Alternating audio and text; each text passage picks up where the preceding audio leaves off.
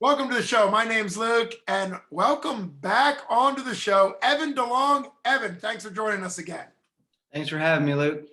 You were on once before. We loved having you on the show. You talked about your debut MMA win under 247 Fighting Championships banner. You had a dominant decision win. Now you have another fight coming up February 5th at Morovo Convention Center for 247 as well. What are your thoughts going into your second MMA fight as you continue to transition from wrestling into MMA?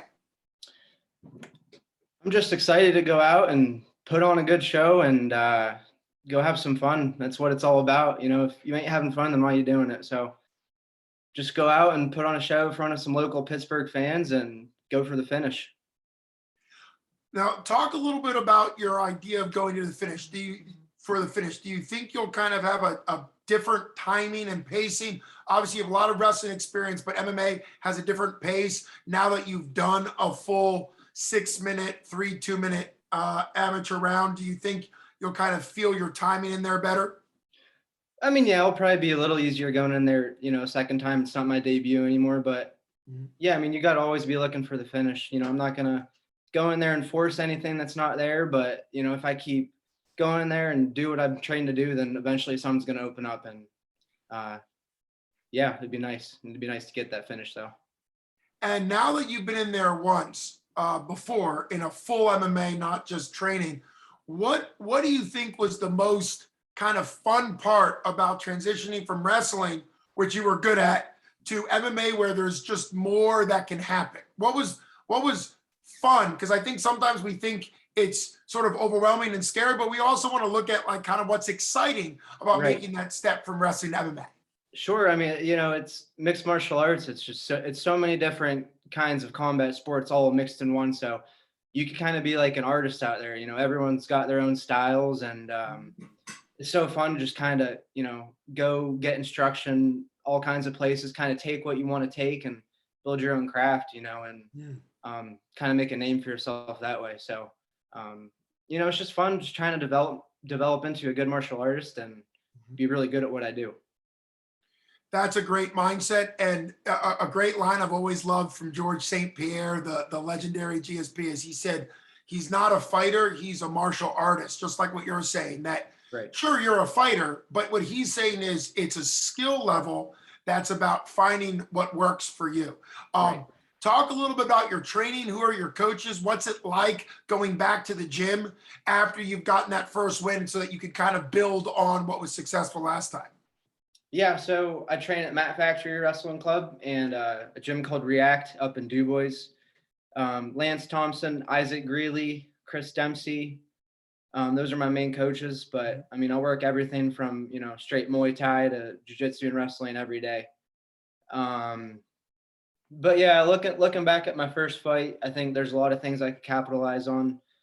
Just far as, mixing it up with things and, trying some new things out.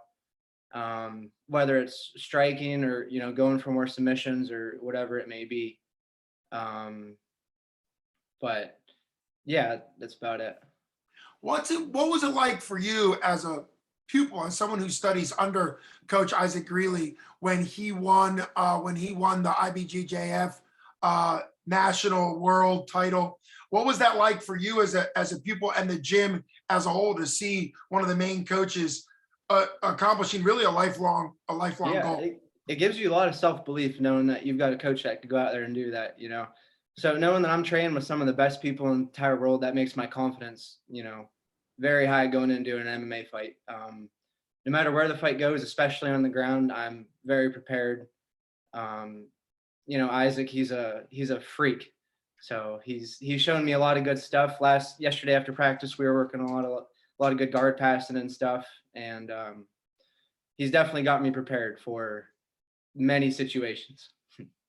And as we kind of look towards February 5th, what do you want to see improve or change or progress in your fight game once the fight's over? What do you kind of want to see from yourself? Like I said, I just want to go and get the finish.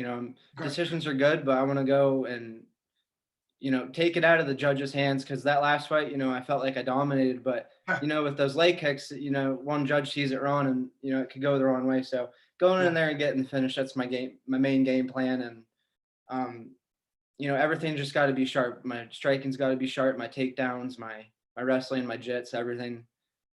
If I just go out there and do what I've been training to do, then everything should be just fine. So Well, it's been great having you back on the show, Evan. It's a lot of fun to watch you fight and kind of see what the Mat Factory at the top level has had. Chris Dempsey for years, a bunch of other fighters for years, very deep, but also to see kind of the new crop, like such as yourself and others. And I think it's great when you have wrestling and you can score by takedowns, that you also have this idea of wanting to improve and to get finishes and do things that are outside of just a one game plan, which I think is really exciting 100%. as a fighter. Can't wait to watch you. Anybody that's watching this, please get tickets. Brawl in the Berg 10 for 247. Get them from the Mat Factory or from Evan directly. They all want to be able to support you, to support them through ticket buying. So that's a big deal. It's going to be an incredible card from top to bottom all the way through February 5th, Brawl in the Berg 10. Thanks so much, Evan. Best wishes to you and all your teammates from the Mat Factory. Thanks, Luke. Nice seeing you, man. You got it. You Thank too. you. Best wishes. Bye. Bye-bye.